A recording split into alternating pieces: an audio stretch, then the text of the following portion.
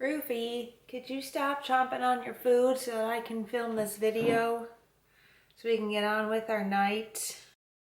Hey friends, it's Jordan and welcome back to my channel. Today we're going to be talking about the next 5 books that I read in 2021, a series I've been doing on my channel since earlier this year where I talk about 5 books that I read in 2021. That's pretty self-explanatory and I don't know why I felt that I needed to explain it to you. Nonetheless, I did. We have done 3 parts so far, so this is books 16 through 20. 16, 17, 18, 19, 20. Math is hard. I think this is kind of a mixed bag. There's some in here that I loved, some in here that I didn't so much love, some in here that I DNF'd. So we kind of have a wide range of things to cover today. I don't know what sign I want to pick. Okay, let me think. I always like scoot this way and it's the wrong side. I need to scoot that way, which means I need to be over here. Let me just slide a little bit. Haha, there we go. The books that we're going to be talking about today are People and Me on Vacation by Emily Henry, The Damned by Renee Ahdieh, Blood and Honey by Shelby Mahurin, Bookish in the Beast by Ashley Poston, and Second First Impressions by Sally Thorne. Romance, YA fantasy, urban fantasy, got a little bit of everything. Let's just go ahead and get right on into it. So the first one that I finished in this batch of books was People and Me on Vacation by Emily Henry. This was our House Salt book club pick for, I think it might have been May, but I didn't actually read this with book club. There's a live show if you want to watch all of my lovely friends talk about it instead. This is the second book I've read by Emily Henry. It's her second like adult contemporary romance-y vibe. I wouldn't say it's like a full romance. It's more like mainstream contemporary, something you'd find at Target in an airport bookstore. And I loved this book. This is probably one of my top favorite books of the year. I loved it just as much as Beach Read. Like these 2 books were just chef's kiss. I really enjoyed them. In this one, we're following Alex and Poppy, who are really close friends. They meet in college and every single summer, regardless of life circumstances, they go on like a really crappy, cheap vacation together till the summer when everything changes and they haven't thus spoken in 2 years. And we're following them at that point where it's been 2 years since they've spoken. We don't know what happened. And we're following them through these 10 different summers up until the summer where everything changed. And also following them in this present timeline where Poppy kind of offers an olive branch to Alex in an attempt to get him to go on a vacation with her like the good old days to help mend their rift in their friendship. I loved these 2 together so much. They had such a wonderful friends to lovers, because it's a romance, so I mean, obviously, friends to lovers dynamic. They were so sweet together. I loved the juxtaposition of their personalities. She was much more like, not messy. I mean, yes, she's messy, but she's like millennial messy. All of these things that like a lot of millennials feel, I feel like was really well captured in Poppy. And then Alex is just this incredibly sweet being, like teacher from Ohio, like just this great cinnamon roll of a guy. And I loved them so much together. I loved the vacation ideas. I would like love to be paid by a magazine to go on vacations. Like that's ultimate life goals. I would take Poppy's job in a heartbeat. So I thought this was so much fun. I gave it a 5 out of 5 stars. The next book that I hesitant to say completed because I didn't really complete this book exactly was The Damned by Renee Ahdieh. This is the second book in The Beautiful. I think it's a trilogy. The first book being The Beautiful. And I have been reading this book since like October of last year. Like I got the arc for this book sometime in 2020 and I picked it up around Halloween. I think it was coming out around that time too, last fall. And then I remember really struggling reading through it. And then when it got to the Christmas season, I put it down in favor of Christmas books. And then I never went back to it. I couldn't tell you what the characters were doing, and I feel I would have had to reread the whole thing, and I might even like have to reread the first book. And I do not love this series enough to want to commit to rereading the first book and the first half of the second book. So I think I DNF'd this like around the 60%-ish mark. I was over halfway. And I just was really struggling with the story, with the characters, with like feeling invested in this world and in these characters' lives. We follow this young woman, I think her name is Celine or Cecile? Celine, that feels right. In New Orleans, in like what, the 1800s, and she stumbles upon the underground societies of vampires and wolves and witches and gets sucked into like their political system. I don't know, I read the end of the first book and I was really hooked and I was really engaged in the story, and I think if I had had the second book like right then to continue and just like dive right into it, I would have had a little bit more like steam and momentum to continue through the series.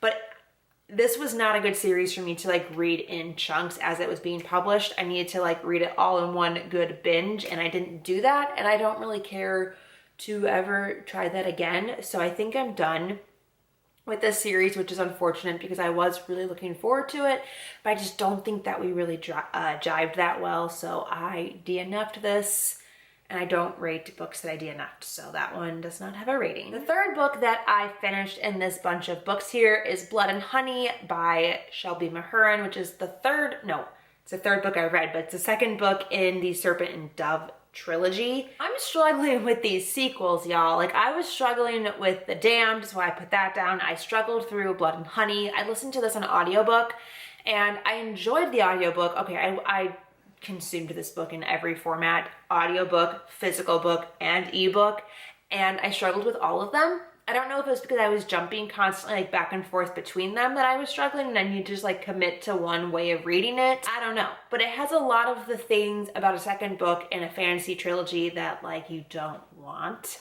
It's kind of slumpy, it's kind of slow. You know, the first book ends off on this really giant action scene, and now you're just like living through the resolve of the action scene. The main characters are separated, they're not speaking. A whole bunch of new characters are added to the story, of which I really enjoyed the new characters, and I thought that they were fun, and they really like expanded the world and really brought a lot more facets of the world into play. I just felt like it fell into every single second book trope that I hate. And so it made it really hard to get reinvested in the story and to like trudge my way through it. I finished it, and I do intend to complete the series. The third book just came out, and I'm going to read it hopefully very soon so as not for it to go too long and for me to lose interest in this book. But the first book follows a witch. Male character Reed is a witch hunter, and they get caught in a really precarious circumstance when she's like trying to run away from like the police of this world, and then he catches up to her, and it's all very, you know, scandalous, and so the church forces them to marry because he is a member of like the church police. He has no idea she's a witch. She's keeping it a secret from him, and their marriage kind of goes from there. It feels very much like a historical, my cat is laying upside down, oh my god, why is she so cute? She's so fat. It feels like historical Paris. Okay, let's not hurt each other. Okay, the hissing is unnecessary. It feels like historical Paris. I don't know if it's actually supposed to be historical Paris, but that's like an alternate reality historical Paris, but that's what it feels like. This second book I gave I think I want to say a 3.5 out of 5 stars. So then the fourth book that I read in this bunch of books was Bookish and the Beast by Ashley Poston. This is the third book in her Once Upon a Con series. The first book was Geekerella, and the second book is The Princess and the Fangirl. I love this series. I think it's so cute. I think it's so much fun. It fulfills a special niche in my heart for fandom convention nostalgia, I guess, are the words that I'm looking for. This was not my favorite of the three. I still think Geekerella is my favorite, but it's just, they're so much fun. As the name would suggest, this is a Beauty and the Beast inspired retelling. I feel like she poured a lot of really clever and smart references and nods to it in this book that I really appreciated as well. They're following Rosie. An event happens where she like accidentally breaks into this guy's like mansion, this like abandoned mansion that's in their town. And it turns out it's not so abandoned. People are staying there. And she finds the original collection of Starfield books. And Starfield is like the Star Trek, Star Wars of this world. And she finds the original collection of books. She takes one of the books. She gets spooked by the owner and then like dives into the pool and ruins the book. So she has to pay off her debt by living in, or not living in, but by working with the people living there to help reorganize their library. And it happens that the people who are living there is the actor who plays in the Starfield brand new movie. He's very grumpy and he hates his life. He's been banished there for a publicity stunt that he was involved in, and he just feels very cut off. The first two books also involve the Starfield fandom, but they're much more centered around like the convention. There's like this huge Starfield convention, kind of like a Comic-Con. Very nostalgic for anybody who's involved in a fandom. I think if you're in a fandom or you've been involved in a fandom and you've gone to like conventions or had an involvement in that way, I think you'd relate to this and you'd find it really cute. I gave this one a 3.5 out of 5 stars, but I rounded it up to 4. And then the last book for this bunch of books is Second First Impressions by Sally Thorne. This is her 3rd novel. I've read the other 2 as well. The Hating Game is still my favorite. 99% Mine is still my least favorite, and I think this falls somewhere in the middle, but closer to 99% Mine. I really just loved The Hating Game. I thought it was so precious, and I loved the 2 main characters, and they have that hate to love office workplace dynamic. So they're like forced to be together, forced to work together, but they just like don't really like one another at all. But there's also like some really good sexual tension that I feel like her other books have tried to do, but not done as successfully. This one didn't strike me as well as that initial Hating Game, but it also didn't rub me as wrong. It also didn't fall as flat for me. That sounds better for the internet, as 99% Mine. The main character is Ruth, who has been working at a retirement home for like 6 years. She's been there since she was a teenager. She works in the administration office, and she kind of feels like she's always gonna be here. Like this is just her place in life. Her boss goes on vacation, puts her in charge. While her boss is gone, this development company that bought them a year or so ago and really hadn't bothered them since, it is coming to collect on what is theirs. And meanwhile, she meets this very handsome stranger at a gas station where she pays it forward and gives him 20 bucks for gas. Turns out he is somehow related to this giant company coming in to take her job. So he is forced to work there with her, and now she's his supervisor. I didn't really ever fall for him or really trust him because it's said so many times in the book how he always leaves. Like his sisters are telling her that he's going to leave.